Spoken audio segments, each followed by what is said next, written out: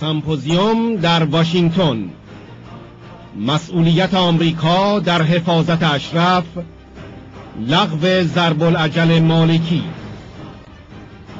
If you want to know about the history of a terrorism museum, it's perhaps best to listen to the man who was the first Homeland Security Secretary for our country after 9/11.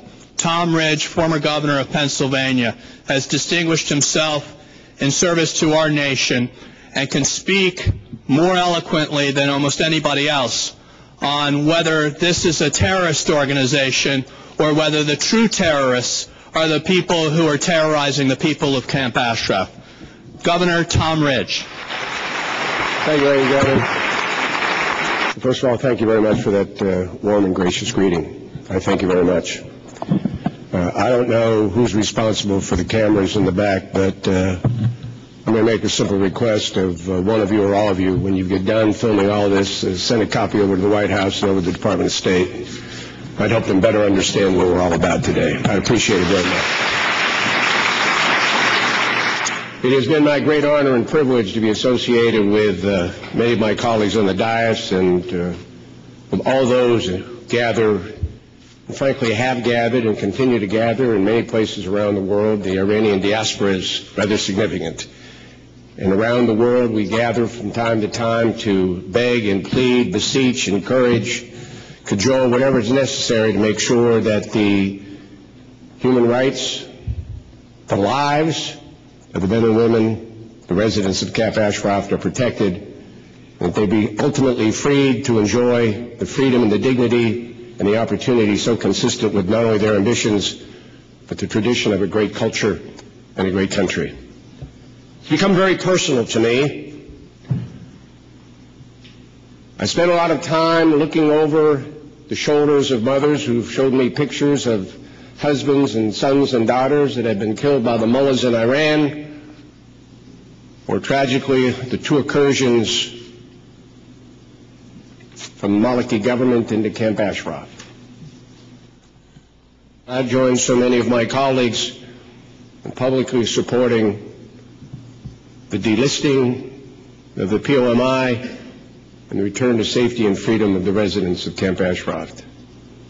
It's become very personal to me. I have on my desk in my office the first volume called Fallen for Freedom. 20,000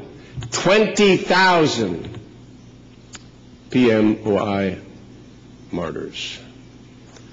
So in the opportunity that has been afforded me this morning, I thought I would just share with you through a couple of different lenses or prisms my strong support of you and your family, your extended family, the people you care about and love at Camp Ashraf.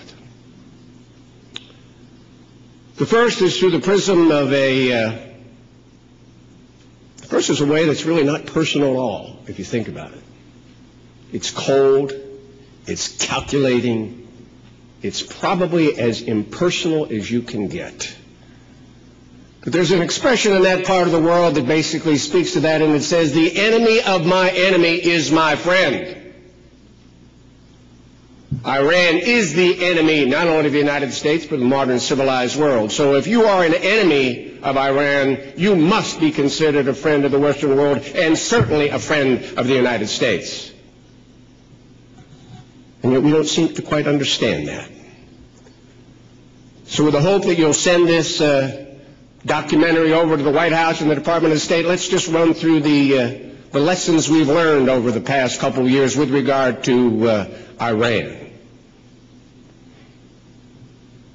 They are, have been, and continue to be the #1 terrorist state in the world. If you're looking for this instability in Lebanon, particularly southern Lebanon and Hezbollah, you can just trace that line right back to Iran. If you're looking for the instability in Israel, Gaza and the West Bank, Hamas, you may look. That dotted line goes right back to Iran.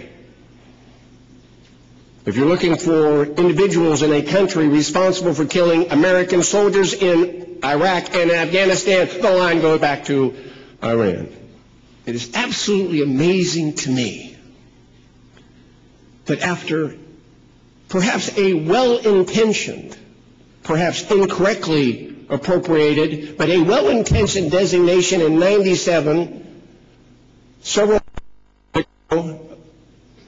of the MEK as a terrorist organization. We take a look at the history of what transpired, thinking that may have improved diplomatic relations, that it may have opened the door a little bit to reconciliation, to change. What have we seen?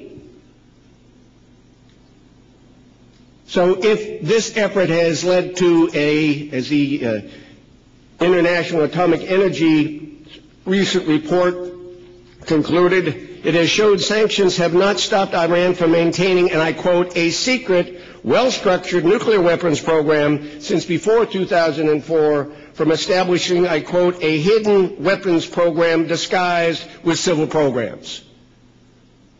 They're closer to nuclear arms capability than they've ever been.